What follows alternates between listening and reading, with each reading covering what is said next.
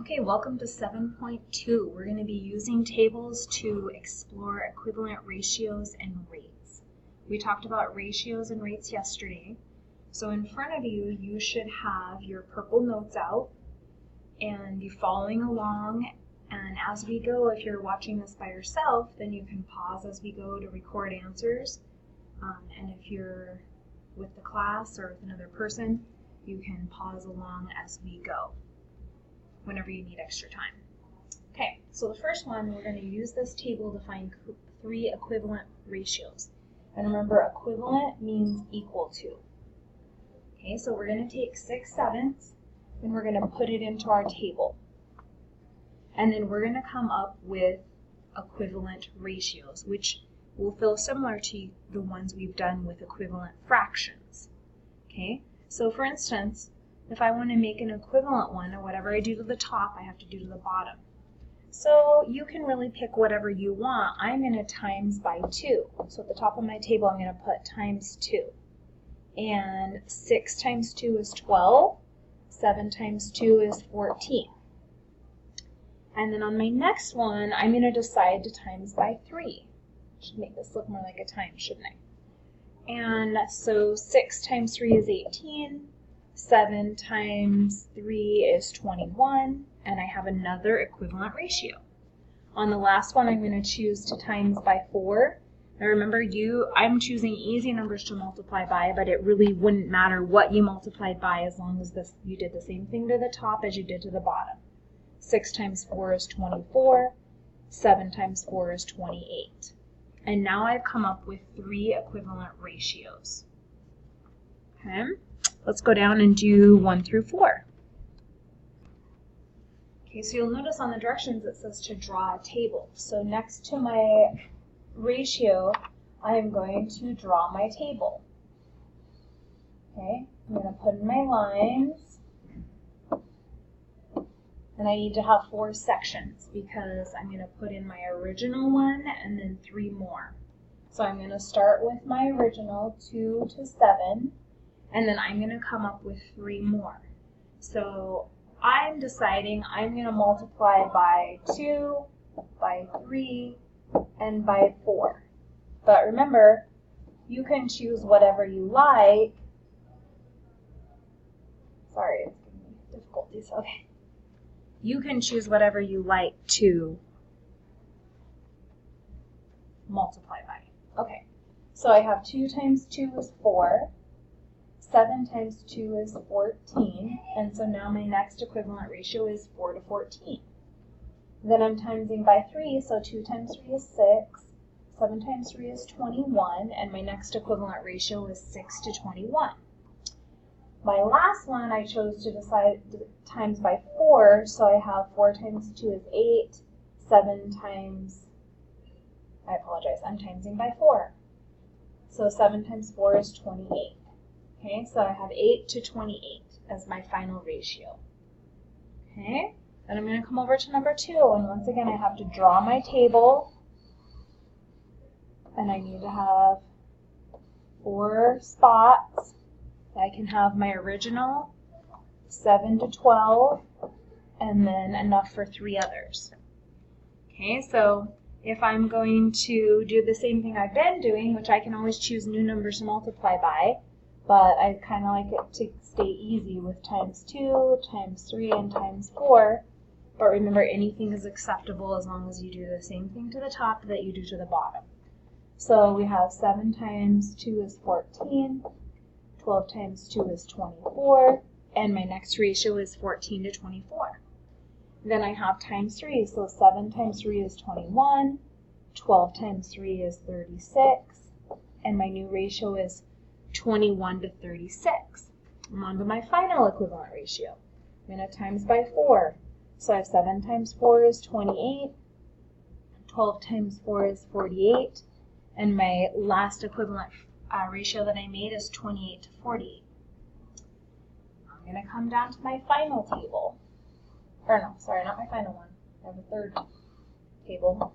Once again, same pattern. I'm going to have 4 sections. I'm going to put my original in the beginning one, And don't forget, at any time if I'm going too fast, you should be pausing, okay? On these ones, I'm starting out with a really high number, so I'm going to use my divisibility rules to decide numbers I could divide by to get it to go down smaller, because I don't want them to keep just getting larger. So on this one, I'm going to switch it up and I'm going to divide by. Notice that they're both even numbers. They end in even numbers, so I can divide by 2. I can also divide by 4. And I can divide by 6. Now, are there other numbers you could divide by? Yes, but those are the 3 I'm going to choose. And I also could have chosen to multiply as long as I did the same thing to the top and the bottom, but I was okay leaving it just how this is. So 96 divided by 2 is 48. 48 divided by 2 is 24. So my first equivalent ratio is 48 to 24. Then when I divide by 4, I have 96 divided by 4 is 24. And 48 divided by 4 is 12. And my next equivalent ratio is 24 to 12. Now I'm dividing by 6. 96 divided by 6 is 12. And 48 divided by 6 is 8. Sorry, I wrote 6. Okay? And so now we have our final equivalent ratio. And now I'm on to my last one, which is legit this time. And I'm going to make my 4 slots, start with my original. And now I'm on to deciding what am I going to do. And I'm going to go, well, these are small numbers, so I'm going to times by 2, times by 3, times by 4. Okay? So when I go 3 times 2, I get 6. 5 times 2 is 10. And my first equivalent ratio is 6 to 10. Then I go times 3. 3 times 3 is 9. 5 times 3 is 15. And my equivalent ratio is 9 to 15. Then I have times 4. 3 times 4 is 12. 5 times 4 is 20. And my last equivalent ratio is 12 to 20. Okay, let's move on to example 2. Several groups of friends are going to take a shuttle bus to the park. The table shows how much the different groups will pay in all. Predict how much a group of 15 friends will pay. Notice that when I look at the number in a group, I have 6, I have 12, and I have 18. So 15 is going to come somewhere in between here. So when you're predicting, you should look to see what's logical. And you can see that since 15 is between 12 and 18, that you're going to pay between $24 to $36. So now I just have to look for my pattern, okay? So let's go back and look here. I went 6 times 2 is 12. 12 times 2 is 24. 8 times 2 is 36. So that would tell me that 15 times 2 would equal 30. So they will pay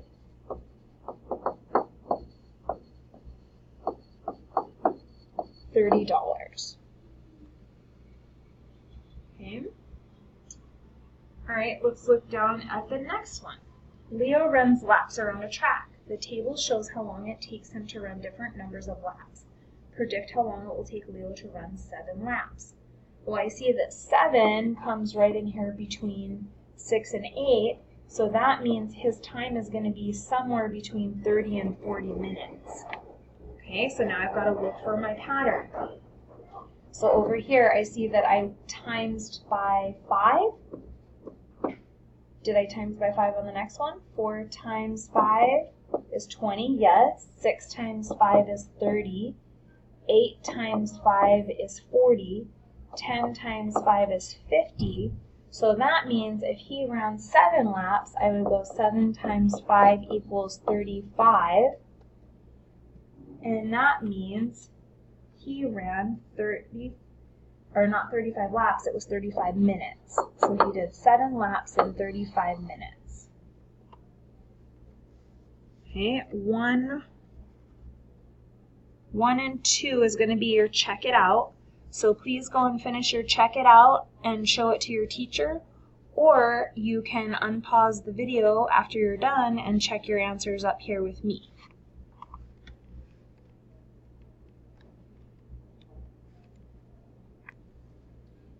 Okay, so now you've completed your check it out.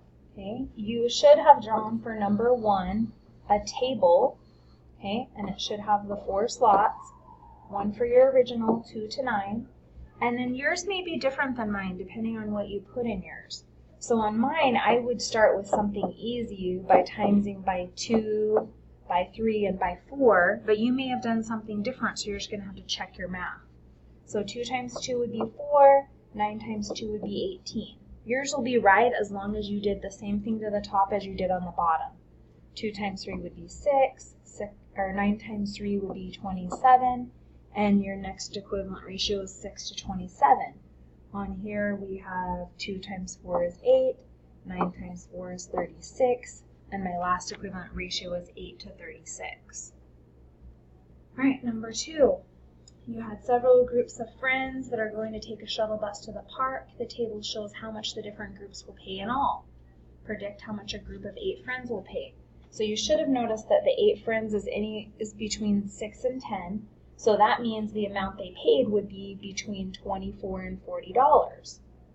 So I need to look for a pattern. Well, I go to my 2 and my 8 and I say, oh, it looks like they times by 4. Did they times by 4 here? 6 times 4 is 24. Yes. 10 times 4 is 40. So we know that we're going to take the number of friends.